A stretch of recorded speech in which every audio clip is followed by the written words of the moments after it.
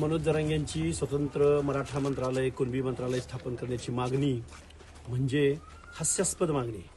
अरे महाराष्ट्र अस्तित्वात आला तेव्हापासून महाराष्ट्राच्या सातबाऱ्यावर तुमचं नाव तुम्ही कोरलं. अख्ख्या महाराष्ट्राच्या तुमची जहागिरी समजली. अरे एक दोन ओबीसीचा मंत्री आणि 2-4 SC ST मंत्री, अल्पसंख्याकांचे मंत्री सोडलं तर अख्खं मंत्रिमंडळ तुम्हाला महाराष्ट्रानं कॉन्ट्रॅक्ट बेसिसवर दिले ना कायमचं. आणि तुम्हाला आत्ता काय स्वतंत्र मंत्रिमंडळ स्थापन करण्याची गरज वाटली? म्हणून मनोज जरांगेला ना अक्कल आहे, ना ज्ञान आहे, ना कुठल्या गोष्टीचं तारतम्य आहे. स्वतंत्र मराठा मंत्रिमंडळ, मग बाकीच्या जातीने 450 जातींनी स्वतःच्या जातीची मंत्रिमंडळ स्थापन करा म्हणून मागणी करायची का?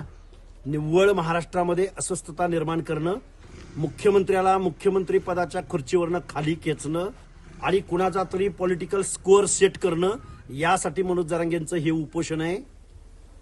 प्रायव्हेटायझेशन केलंय सगळ्या लोकांचं आउटसोर्सिंगच्या माध्यमातून. आता शासनाकडे नोकऱ्या राहिल्या नाहीत.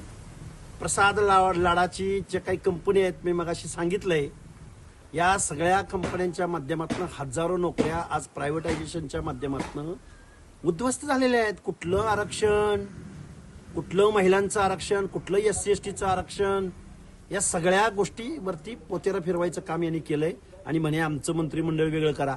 मग आम्ही पण सगळ्या जातीच्या लोकांनी आमचं मंत्रिमंडळ, आमचं मंत्रिमंडळ, आमचं मंत्रिमंडळ, हे हास्यास्पद गोष्टी आहेत. एखाद्या चळवळीचं नेतृत्व ज्यावेळी बिन शिकलेला बेअक्कल माणूस करतो ना, त्यावेळी अशा पद्धतीच्या मागण्या करतो.